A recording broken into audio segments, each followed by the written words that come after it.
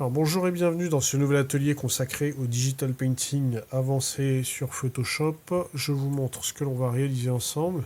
Donc un nouveau paysage montagneux, plutôt enneigé, avec un aspect un petit peu impressionniste d'une certaine manière.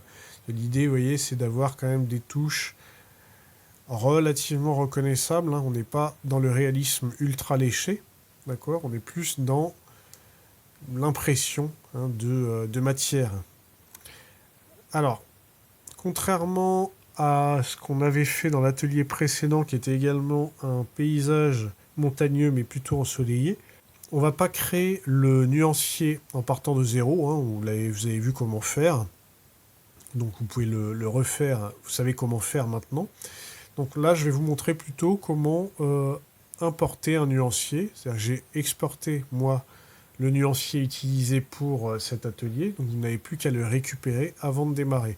Alors avant ça, je vous invite comme d'habitude à télécharger les fichiers sources qui accompagnent cet atelier. Une fois que c'est fait, on fait nouveau fichier et on va partir sur une largeur à 1920 pixels par 1080 pixels de haut, 72 pixels par pouce, une couleur blanche en arrière-plan, couleur RGB 8 bits, je clique sur créer.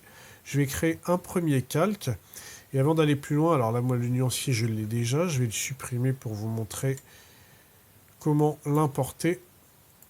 Donc, dans le panneau nuancier, alors si ce panneau n'est pas apparent, vous faites fenêtre et vous activez nuancier.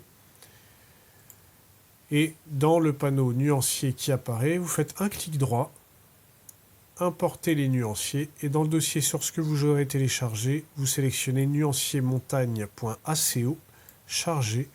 Et là, tout en bas, normalement, vous avez votre nouveau nuancier qui vient d'être importé. Vous déployez le dossier. Dedans, vous avez un groupe montagne. Vous le déployez et vous avez toutes les couleurs dont on aura besoin pour créer ce digital painting, hein.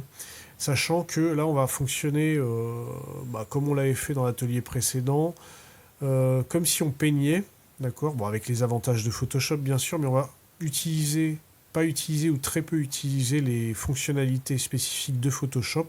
On va vraiment peindre les lumières, les ombres, les nuances de couleurs à partir du nuancier, d'accord, histoire que vous puissiez acquérir de la technique et plus tard on verra comment ensuite concevoir des nuanciers comme celui-ci et éventuellement rattraper avec des éléments, des outils spécifiques à Photoshop. Mais là, l'idée, c'est vraiment d'apprendre à peindre à partir de couleurs, d'accord. Ce qui donne quand même à terme beaucoup plus de liberté et si vous voulez, ça affine en fait le regard, ça vous apprend à regarder les couleurs, à les utiliser, à définir des nuances, quitte ensuite à justement pouvoir les redéfinir de manière un peu plus simple peut-être avec les outils de Photoshop, d'accord. Bon, ça c'est une autre affaire. Pour l'instant, ce qui nous intéresse, c'est vraiment d'arriver à être capable de rendre un paysage à partir d'un nuancier coloré. Alors ce qu'on va faire, une fois que vous avez vos couleurs, c'est qu'on va commencer par créer le ciel, ici. Pour créer le ciel, on va faire un dégradé, mais à la main, en partant des premières couleurs du nuancier. Donc on prend l'outil pinceau, une forme en arrondi flou. Je désactive, alors évidemment je travaille au stylet, hein. On pourrait travailler à la souris, mais c'est une technique bien spécifique pour des paysages comme ça. C'est c'est très particulier. Donc je vous encourage à évidemment utiliser le stylet pour cet atelier-là. Donc dans le cadre du stylet, je désactive la pression à l'épaisseur et à l'opacité. On va faire varier l'opacité en fait directement ici. Et en l'occurrence, là, je vais mettre une opacité à 30%. Je sélectionne ma première couleur dans mon nuancier et je vais peindre à la main, comme ça, une première bande par couche, par surcouche. Vous voyez que ça densifie votre couleur. Je prends la deuxième couleur. Alors, pourquoi on travaille à la main? Pour avoir quelque chose d'un petit peu organique, de pas trop... pour essayer d'avoir un rendu plutôt traditionnel, si vous voulez. D'accord? C'est pour ça qu'on ne passe pas par l'outil dégradé, qui donnerait un côté intéressant, mais plutôt froid. Alors là, je sélectionne ma quatrième couleur et je fais une autre bande, comme ça, par couche, Alors on essaie de ne pas être plus sombre que la couleur précédente, tant qu'à faire. Je prends la 5e couleur et je fais une petite touche comme ceci. Alors je vais revenir sur ce que j'ai fait et densifier un petit peu plus mes touches. 3e couleur. Et 2e couleur. Et première couleur. Je reviens un petit peu en arrière et vous voyez qu'à la main vous avez des nuances et quelques petits accidents qui donnent un côté beaucoup plus vivant à l'affaire.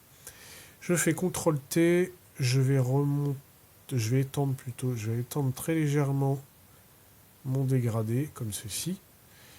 Je vais dupliquer ce calque, CTRL J, CTRL T.